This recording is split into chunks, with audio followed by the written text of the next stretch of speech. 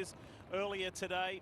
Great to have an Olympic feel and spirit back in Atlanta.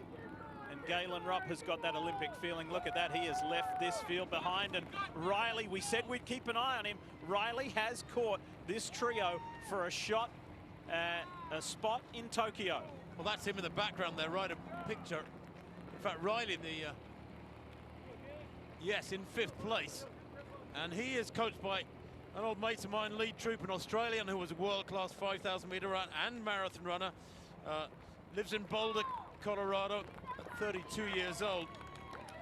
Here, the performance that his coach was telling me in the bar a couple of nights ago, he thinks he's capable. He said he thinks he's in 2:08 shape, and there is Riley right up alongside the two Army athletes. And doesn't he look strong, Craig? Looks fantastic, and what an amazing race. It'll be so interesting to hear what was going through his mind when he was 40, 50 seconds off the pace, working his way back through the field. And he's now worked his way into 2nd place in this race. Only 15th at the 2016 marathon trials. Also ran in the track trials where he was 12th in the 10,000 meters. And interestingly, he had the same operation for Haglund syndrome as Galen Rupp. And both of them have talked about what a difficult operation it is to come back. It's a growth on the back of the heel, a bony protrusion that then affects the Achilles tendon. And he's managed to come back from that. And Galen Rupp, as we've seen, putting together really an amazing race on what we called at the beginning of the day one of the toughest courses in the world. There's the Capitol building, but Riley missed 2 years of competition completely. He didn't have any competitions in 2017 or 2018. So to come back from this is astonishing. And there was a great quote from him, which we're all still trying to decipher. He said, "I had months and months of feeling like 10 pounds of dirt in a 5-pound bag." Now there's an enigma wrapped up in a mystery. It sounds like an English statement of some sort, so we'll rely on you to figure it out. As Abdi Abdirahman, the 43-year-old veteran trying to make his 5th Olympic team, has put in yet another surge. Well, I think he's trying to break with Riley, break the Army athletes. One more mile to go, guys. Final mile for this man here, Galen Rupp.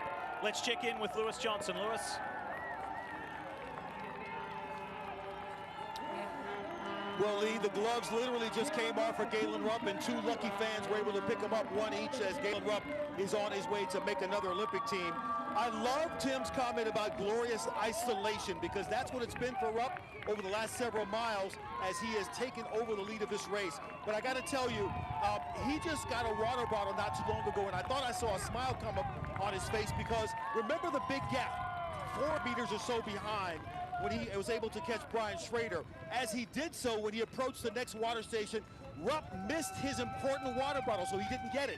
He didn't get the fluids he needed. He just got the last one, and now Rupp is looking so fit, but so every step, he's just so focused at what's happening.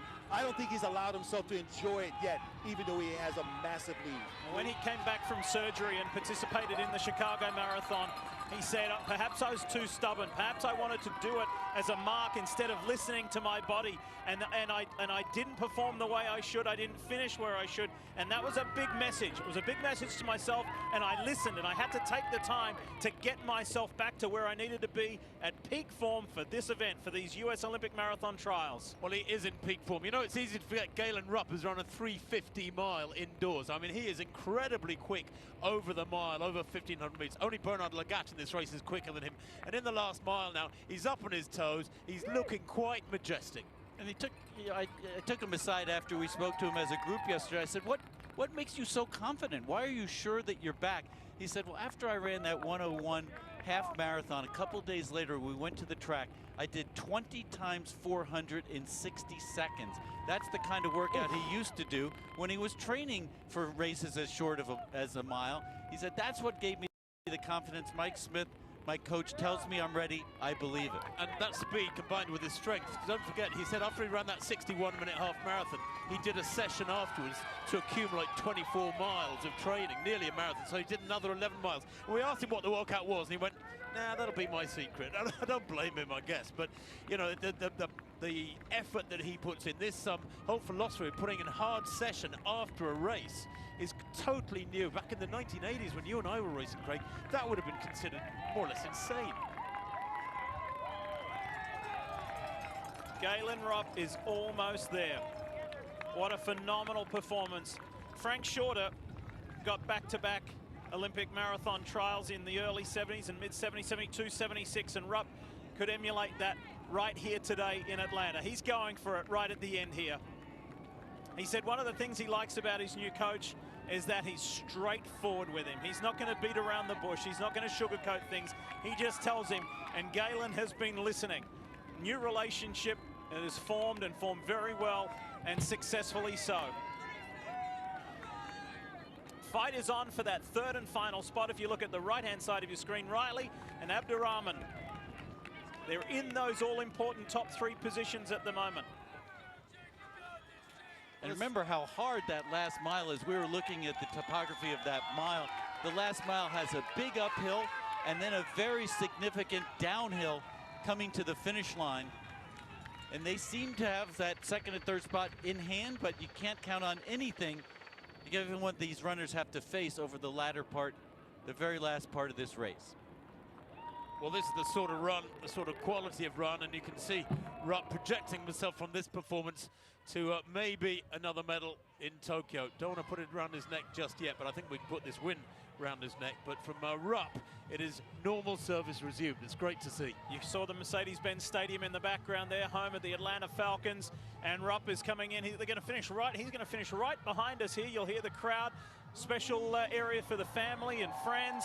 Galen Rupp, as the cheers go up, he's going to do it not only in Los Angeles. Galen Rupp, the 33-year-old, is going to do it here on the streets of Atlanta, Georgia, to guarantee himself a spot at the Tokyo 2020 Olympic Games this summer.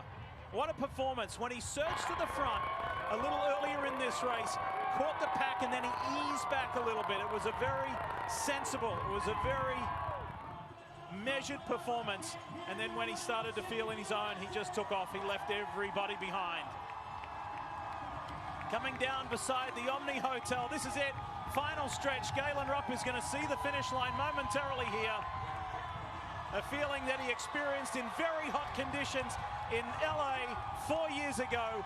Cold, breezy conditions here in Atlanta, Georgia. Two very, very different Olympic marathon trials, but Galen Rupp has done it in Atlanta. He's on his way to Tokyo. Wins the men's Olympic marathon trial.